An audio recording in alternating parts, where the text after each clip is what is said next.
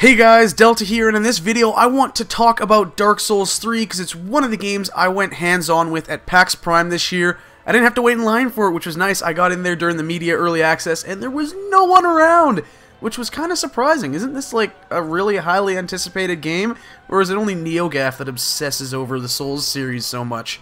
One of the first things that I noticed picking up this game is the influence of Bloodborne. There definitely is some stuff coming back from that game.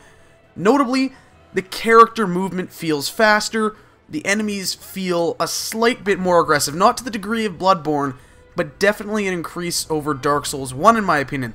Of course, I can't compare to Dark Souls 2, I haven't played it yet, I'm still trying to finish Dark Souls 1 and that's not really going well right now.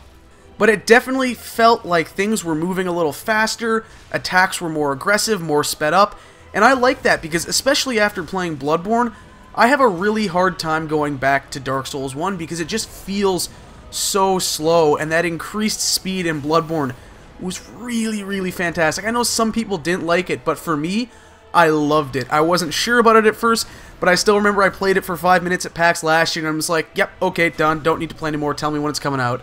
And that's sort of how I feel about this game. I've already got it pre-ordered because From Software is one of those developers that I just trust. I know they're not going to let me down. It's really them and Naughty Dog and no one else that, in my opinion, gets that kind of trust right away. And if you want to chastise me about pre-ordering games, I actually have a legitimate reason I can go into if you want to ask in the comments. But anyways, back to the game. The tweaked controls were something that took a little bit getting used to. There were some changes with weapon arts added in, and I believe the dash button was changed to a different button, but that may have been me just being confused because I was using an Xbox One controller and I'm used to a DualShock 4, and it threw me off a bit. It definitely threw my buddy Mark off a bit when he was playing in the gameplay video I released earlier this week that he just wasn't playing very well, sorry Mark.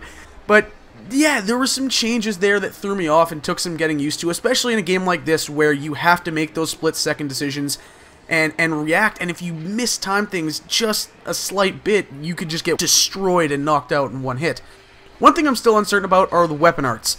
That was a really cool feature I remember hearing about in the leaks for this game, and I'm still curious to find out more, but at least with the weapon I used, it was just like a stance change, or I shouted at the enemies and stunned them temporarily, which was weird.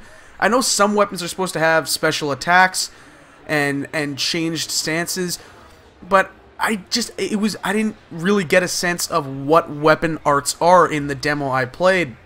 So it just seemed to be there, and I'm curious to see how the other weapons treat it, because it was a really neat idea I remember reading about. And yeah, like anything to do with the Souls, because I really enjoy the series, I just want to see more.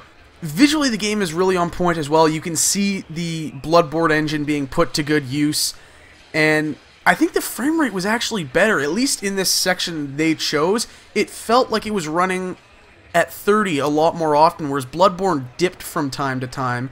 Bloodborne was better in release than it was at PAX, so there's definitely time for them to improve Dark Souls even further, but it felt good, it felt like it was running smooth, and it looked fantastic as well, so that's just a big plus there on the visuals. I mean, the art design in these games, and From Software's games, is just insane. It's incredible. It looks phenomenal. One of the biggest things I took away from playing Dark Souls 3 is that it immediately felt more open than Bloodborne. My two favorite games in the Souls series are Demon's Souls and Bloodborne. They're more linear and directed experiences in a certain way, and I enjoy that. The more open feel that the Dark Souls games have, it's a bit overwhelming to me, and immediately with Dark Souls 3 I felt overwhelmed. Like, oh my god, there are so many different ways to go, I don't know which way I am supposed to go.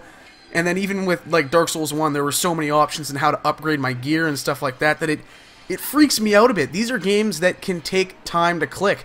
Demon's Souls is one of my favorite games of all time. It took 3 years for that game to finally make sense to me, and for me to actually enjoy it.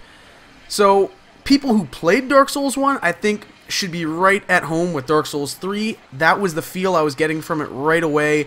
Like, literally the moment I picked up the controller, it's like, oh yeah, this feels like Dark Souls 1. This reminds me of Dark Souls 1.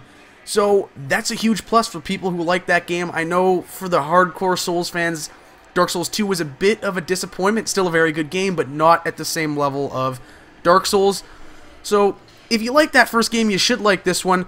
It's coming out in the first half of 2016 on PlayStation 4, Xbox One, and PC, and it's also the October cover for Game Informer in October, so we should be getting a ton of information about it soon. Those are my thoughts on Dark Souls 3 after really a quick demo with it. I hope you guys enjoyed this video. Remember to subscribe for more PAX content, and I'll see you next time.